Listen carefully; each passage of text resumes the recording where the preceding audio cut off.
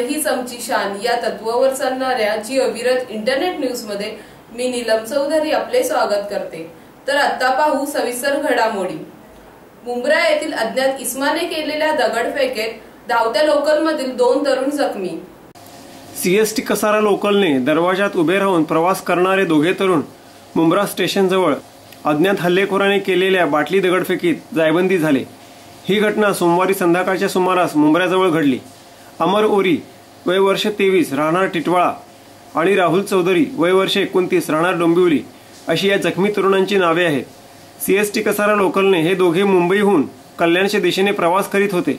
मुंब्र्याचा पारसिक बोगदा ओलांडून लोकर बाहेर येताच या लोकलच्या दिशेने अज्ञात हल्लेखोराने काचेची बियर बॉटल आणि दगड भिरकावले।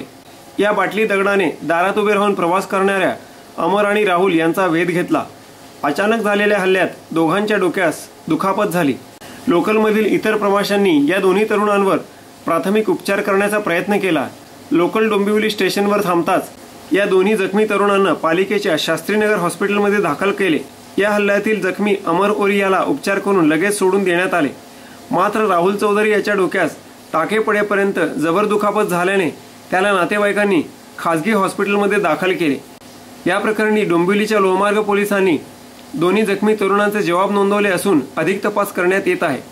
महाराष्ट्रातील 11 शहरे स्मार्ट सिटी म्हणून करण्यात येणार असून त्यामध्ये कल्याण डोंबिवली शहराचाही समावेश करण्यात आला आहे। केंद्र सरकारच्या स्मार्ट सिटी अभियान योजनेअंतर्गत कल्याण डोंबिवली महापालिकेचा महाराष्ट्र सरकारने समावेश केला आहे। या दोन्ही शहरांच्या विकासासाठी 5 वर्षाकरिता 1000 कोटी रुपयाचा निधी मंजूर करण्यात आला आहे। स्मार्ट सिटीच्या निमित्ताने कल्याण डोंबिवलीतील नागरिकांना भेडसावणाऱ्या समस्या सुटतील अशी आशा नागरिक व्यक्त करीत आहेत।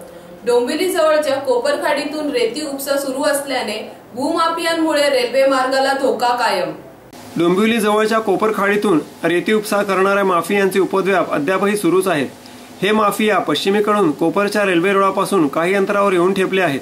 तसेच पूर्वेकडील भागात खारफुटीची मोठ्या प्रमाणावर कत्तल करून तेथे अवैध बैठ्या चाळी बांधल्या जात आहेत। रेती आणि भूमाफियांना वेळीच आवर न घातल्यास रेल्वे रूळ खचून मध्य रेल्वेची सेवा खंडित होण्याची भीती आहे।